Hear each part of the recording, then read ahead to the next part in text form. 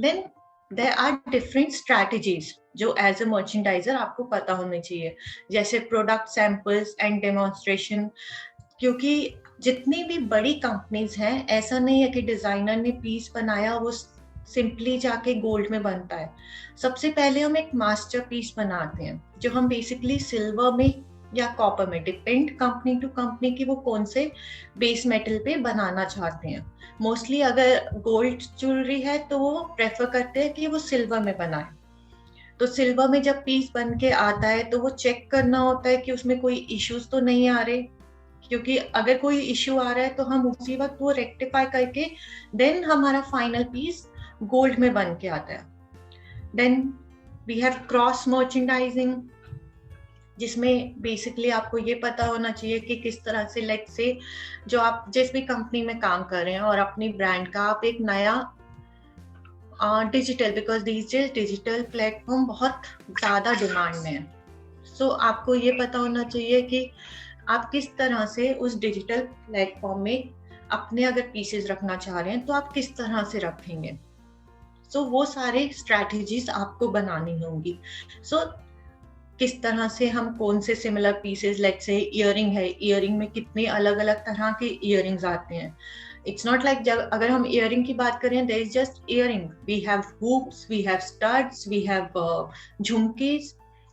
सो इस तरह से अलग अलग कैटेगरीज कौन कौन सी होती हैं पीसेस ज्वेलरी में, हम वो सारा डिस्कस करेंगे।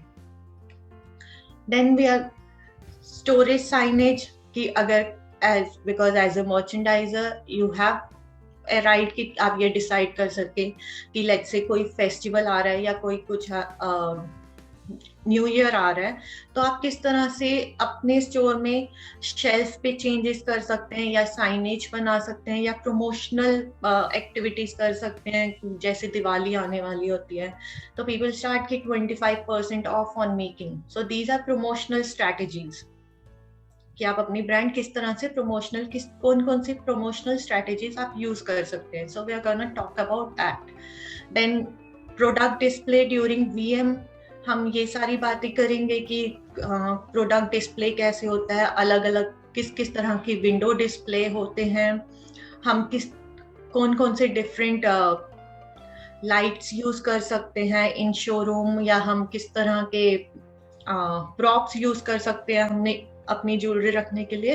इफेक्टिव स्टोर डिजाइन्स की लेआउट्स कैसे होने चाहिए स्टोर के, किस तरह से आप डिसाइड कर सकते हैं कि कहाँ पे कौन से प्रोडक्ट्स रखे जाएं।